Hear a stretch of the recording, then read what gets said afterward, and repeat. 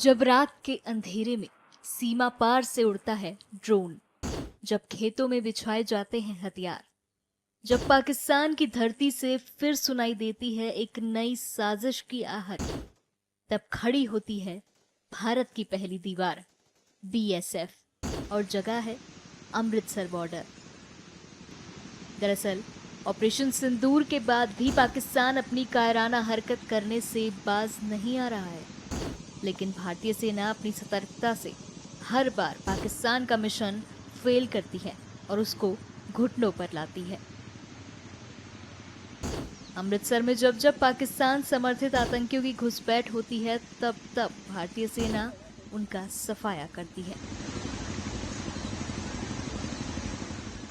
इस वक्त हम ऑपरेशन सिंदूर का हिस्सा हैं। हम आईबी पर हाई अलर्ट में तैनात हैं। ये पीछे जो आप एरिया देख पा रहे हो, ये वो एरिया है जहां से दुश्मन अक्सर इन्फिल्ट्रेशन की कोशिश करता रहता है। और ऐसी ही एक कोशिश उन्होंने 8 और 9 मई की रात को की थी। 8 और 9 मई की रात को दुश्मन ने हमारे ऊपर अचानक फायरिंग की और उस फायरिंग की आड़ में उसने इन्फिल्ट्रेशन की कोशिश की। मैंने और मेरे साथियों ने उस इन्फिल्ट्रेशन की कोशिश को अपने ऑब्जर्वेशन इक्विपमेंट की मदद से डिटेक्ट किया, दुश्मन पर अचूक फायरिंग की और उसकी घुसपैठ की कोशिश को नाकाम किया। हमारी फायरिंग का नतीजा ये निकला कि सुबह तक दुश्मन अपने घुटनों पर आ गया और उसने अपनी पोस्ट पर व्हाइट फ्लैग लहरा दिया। हम अपने देशवासियों को यह यकीन दिलाते हैं कि जब तक भारतीय सेना देश की सरहदों पर तैनात है, तब तक कोई भी इस देश की तरफ आंख उठाकर नहीं देख सकता। हम अपने देश के दुश्मनों की हर नापाक हरकत का मुंह तोड़ जवाब देंगे। जय हिंद। पाकिस्तान की सेना बार बार भारतीय सेना से युद्ध में पराजित होने के बाद अब हमारी सैन्य शक्ति का सामना करने के बजाय अपने नापाक इरादों को आतंकवादियों के जरिए से पूरा कर रही है।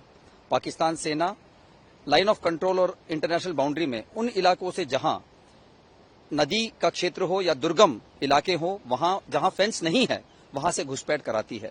हमारी सेना दिन और रात निरंतर सतर्क है। यदि इन्फिल्ट्रेशन अगर हो भी गई तो हमारे कारगर इंट नेटवर्क के जरिए से क्विक रिएक्शन फोर्स उन्हें तुरंत मौत के घाट उतार देगी। कई बार पाक सेना घुसपैठियों की मदद के लिए हमारी पोस्टों पर फायर करती है, जिसका जवाब उन्हें कई गुना ज्यादा नुकसान दिलाकर हम देते हैं।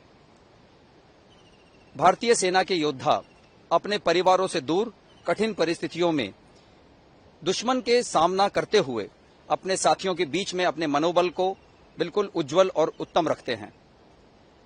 परिश्रम से और प्रशिक्षण से प्रोत्साहन प्राप्त करते हुए, कठिनाइयों को गले लगाते हुए, चुनौतियों का सामना करते हुए वो अनुशासित होकर अपने कर्तव्यों के पालन में और अपने लक्ष्य को सिद्ध करने के लिए सदा तत्पर रहते हैं।